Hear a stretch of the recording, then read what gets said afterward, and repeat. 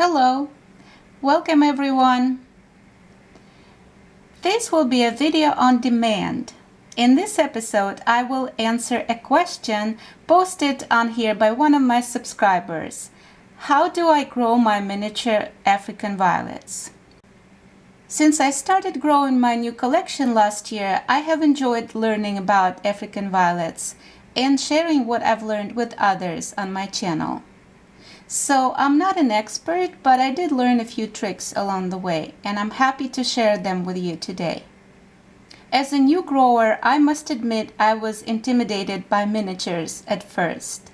So I started growing standards, and then a few months later I decided to order a few miniatures from Violet Barn. And in that order I received a freebie. And it was a micro miniature called Rob's Wascally Wabbit, and this is the cutest plant, and I saw it and I immediately fell in love with it. And I will show a few pictures showing it at different stages of development.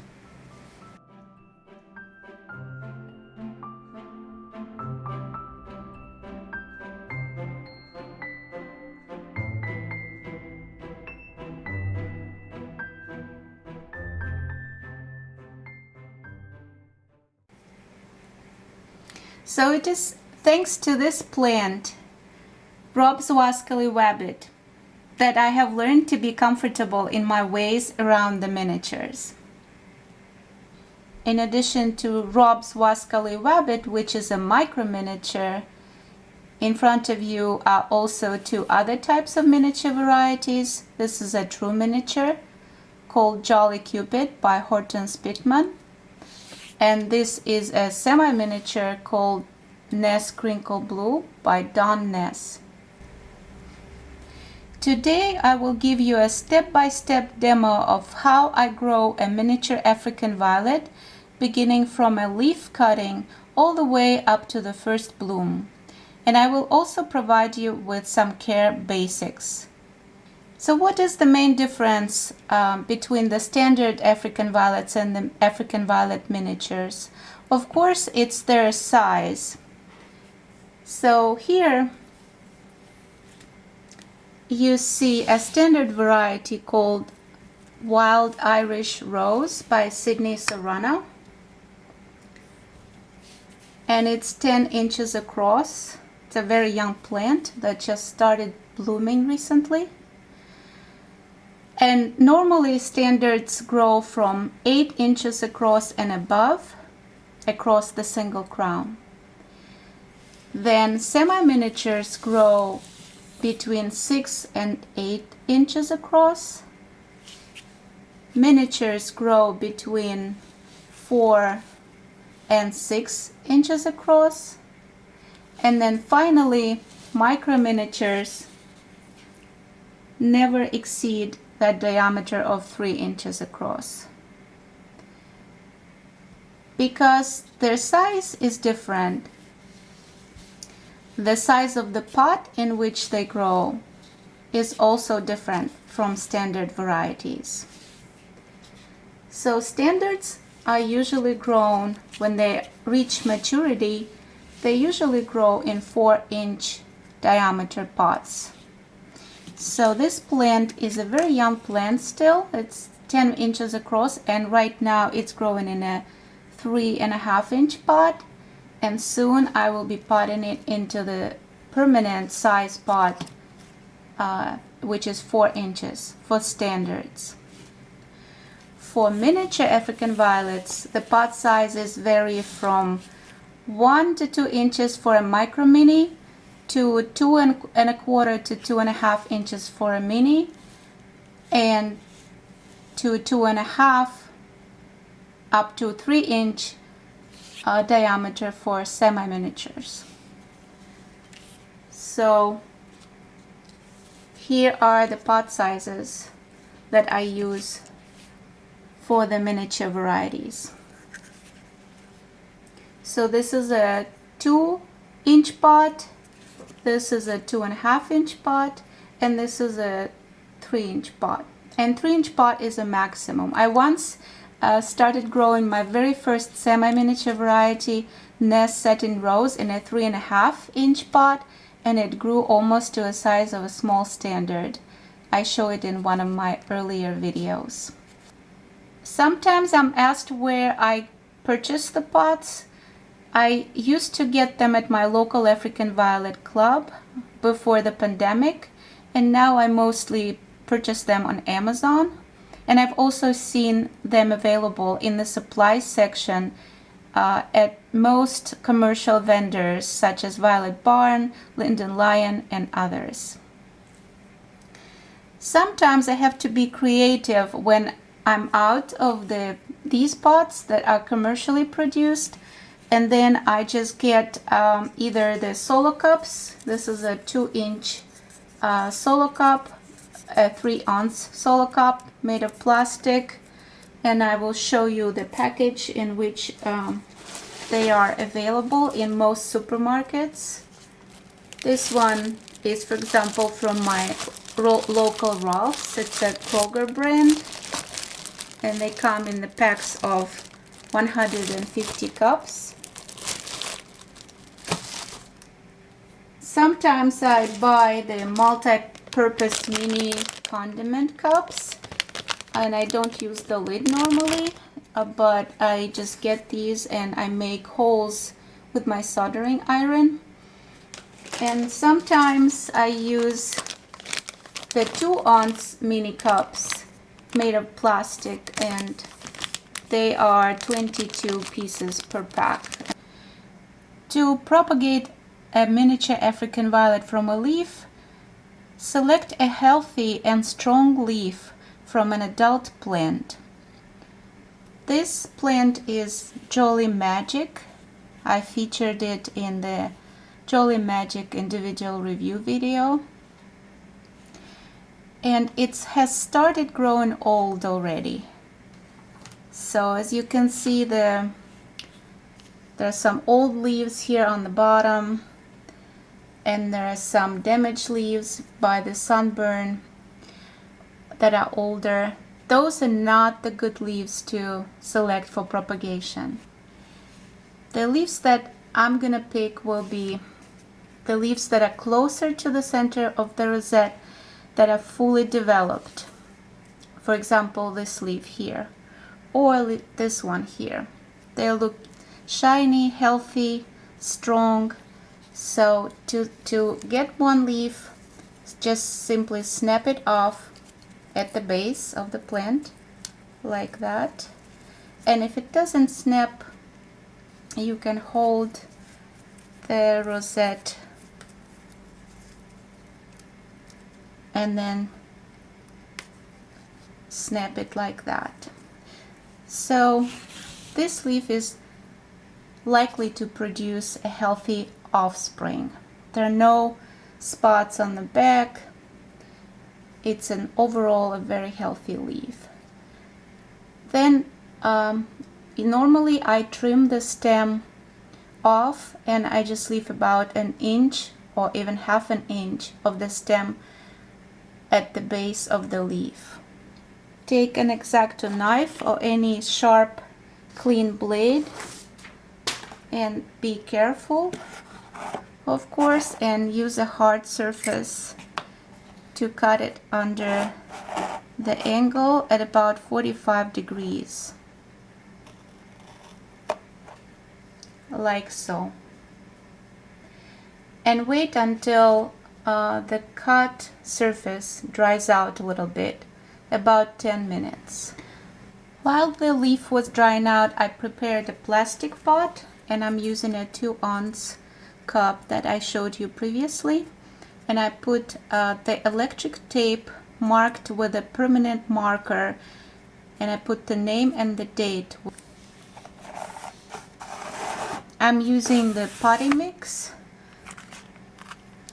for leaf propagation, the same as for growing adult plants. I don't use any other potting mixes just because it's convenient for me, and I don't have to create separate mix for different purposes. I made a video of this potting mix on my channel, so check it out. And I tweaked it recently. I started adding some garden lime because I think I'm having some pH issues, creating some tight centers in the plants that overall look healthy otherwise.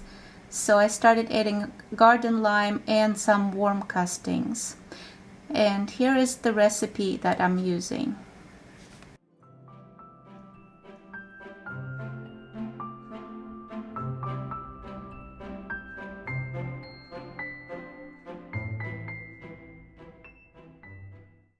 So once the surface of the incision on the leaf has dried out, we will insert the leaf under the angle with the cut looking upwards, and we will insert it under an angle like so. And then I will water it gently using my old ketchup squeeze bottle. So this is how it's gonna go into a dome or a plastic container for elevated humidity.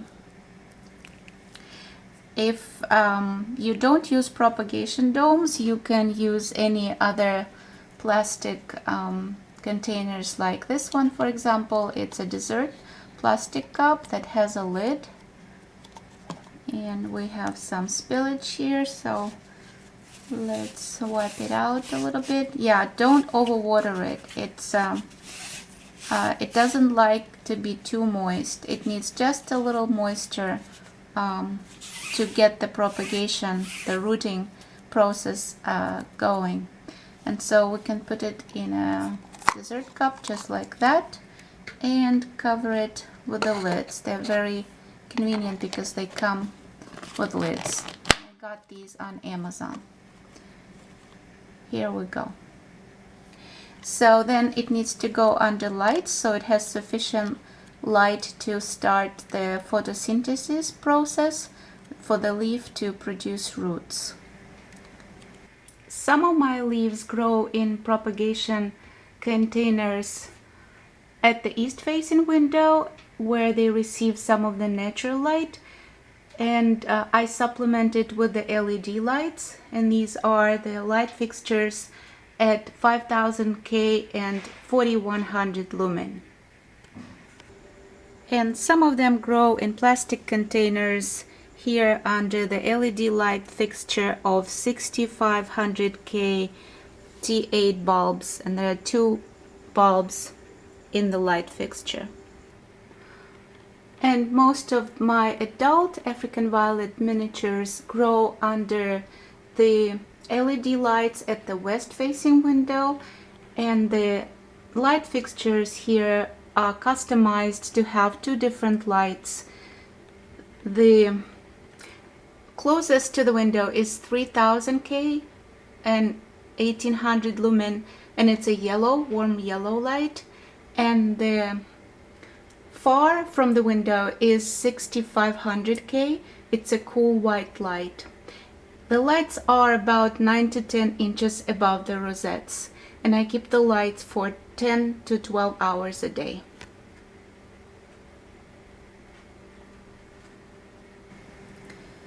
In about 2 or 3 months, you will start seeing babies growing out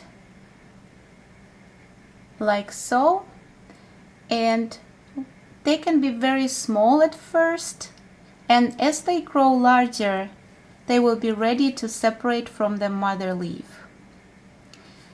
This is Aptomara Little Sonata that I potted in May 3 months ago, and I made a video about it. It's the Selective Gardener unboxing and potting up video. There were 2 leaves of Aptomara Little Sonata miniature that I received, and both of them produced babies. I separated one of them earlier.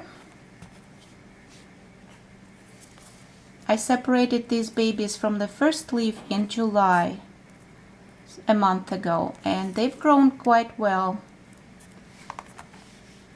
And the second leaf produced babies slower, so they just grew to the size that I'm comfortable separating them right now. And this is the mother leaf. There's quite a lot of babies, so we have some work to do. We have about 4 or 5 babies as a ballpark. And so I prepared a few 2-ounce cups ahead of time, and I put the electric tape with a permanent marker stating the name of the hybrid and the date when it will be potted. And I make holes with the soldering iron, as I mentioned, and if you don't have the soldering iron, you can just use scissors like so, and just basically just cut off the holes using scissors like that.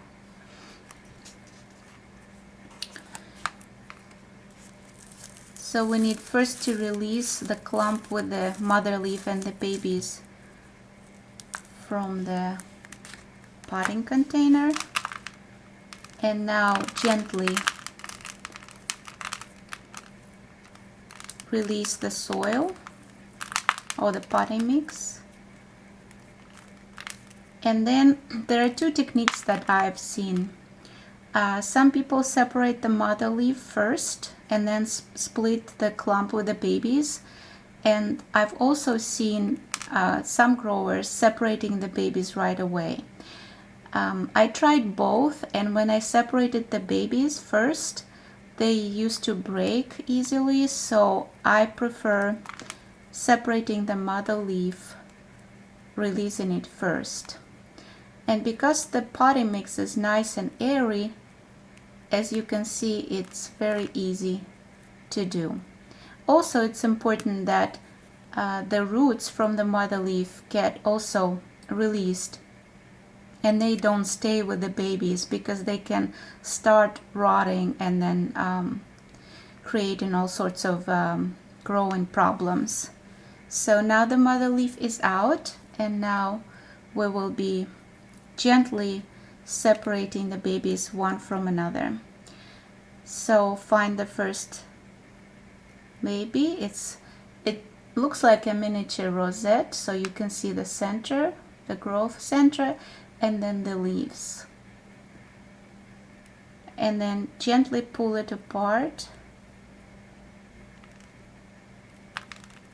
and it gets separated nicely with some roots of its own. So it will be very easy to plant, and it will start growing fast. So this is one baby. Now let's see, where is the next baby? It's right here. So let's gently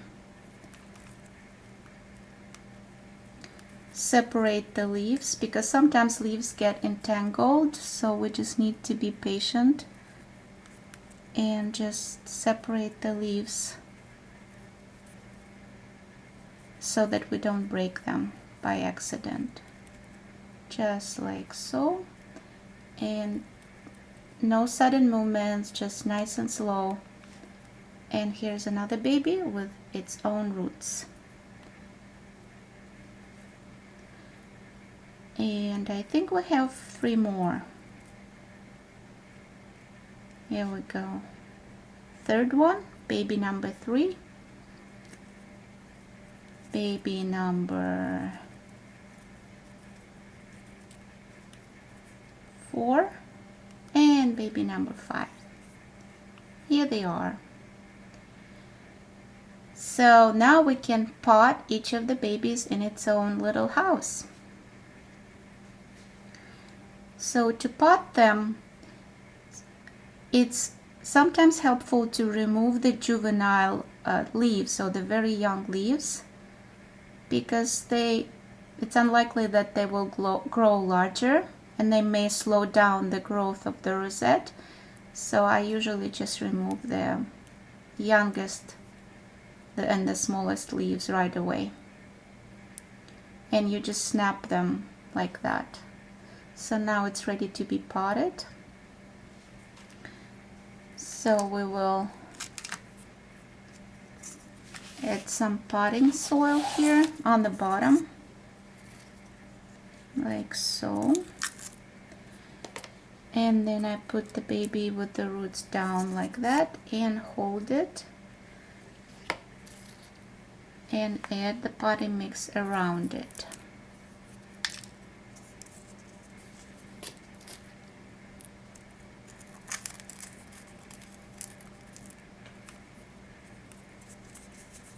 And so this way the roots get covered evenly and the soil gets distributed evenly between the roots and around the roots.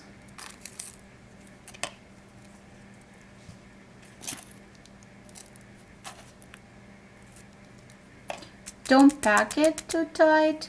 It needs to be airy for the roots to grow healthy.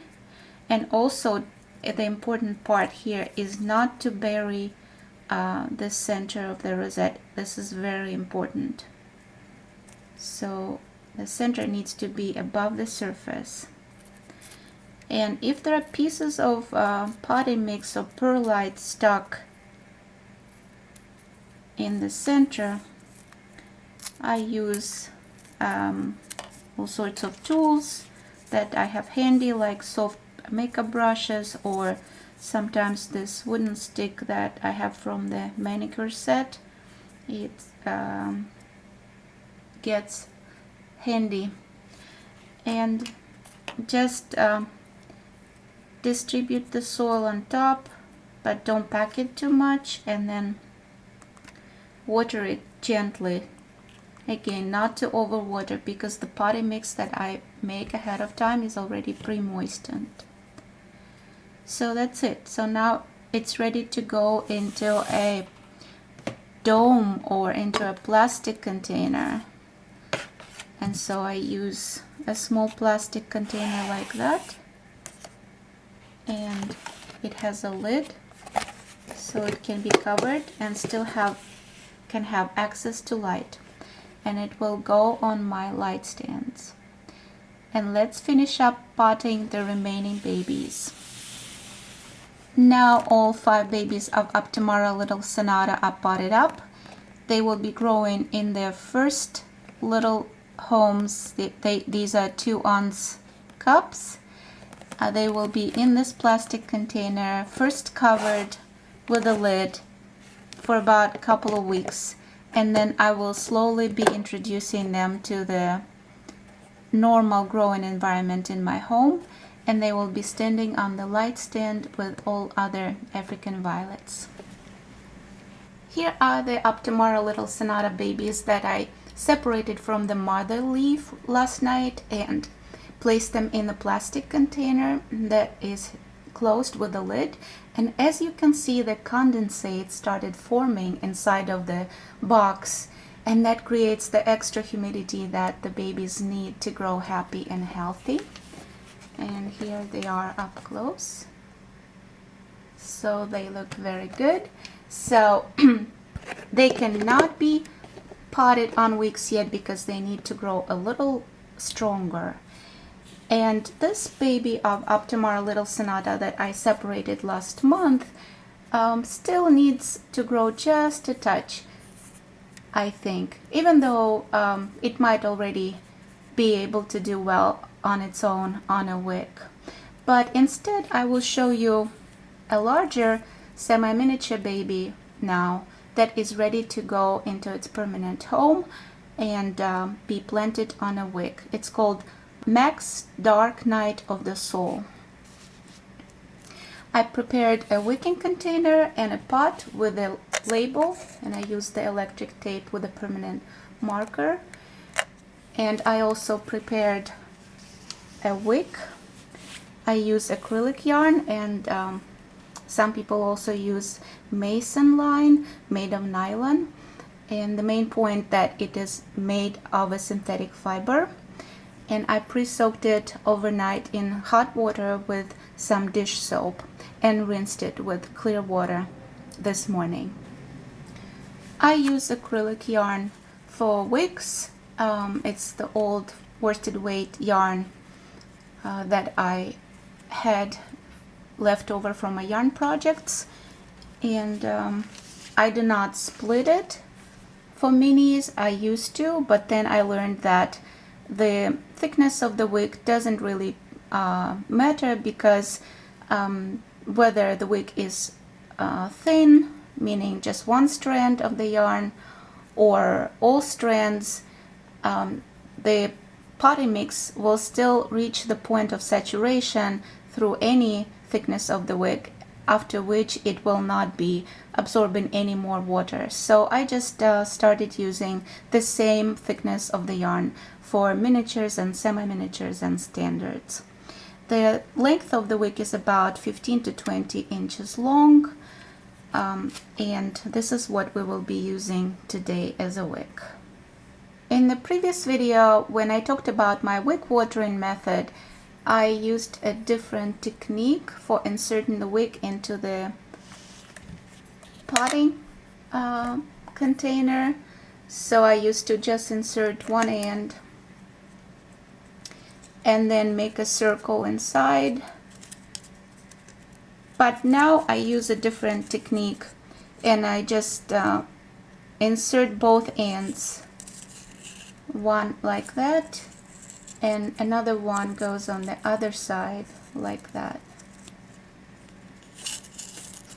And so all there is really of a wick inside of the pot is this line here, and it works just fine as the other method that I showed in the previous video, where only one end was left loose in the water and another end was placed inside of the potting mix. And now we'll use some potting mix here on the bottom.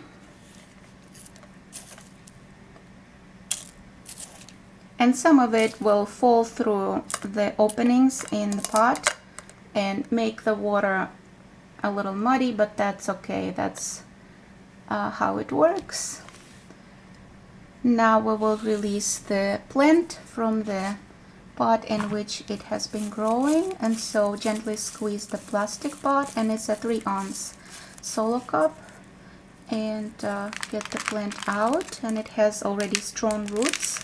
And the main point for wicking, for successful wick watering, is that the plant has strong enough root ball or root system so that it can draw the moisture out of the wicked potting mix.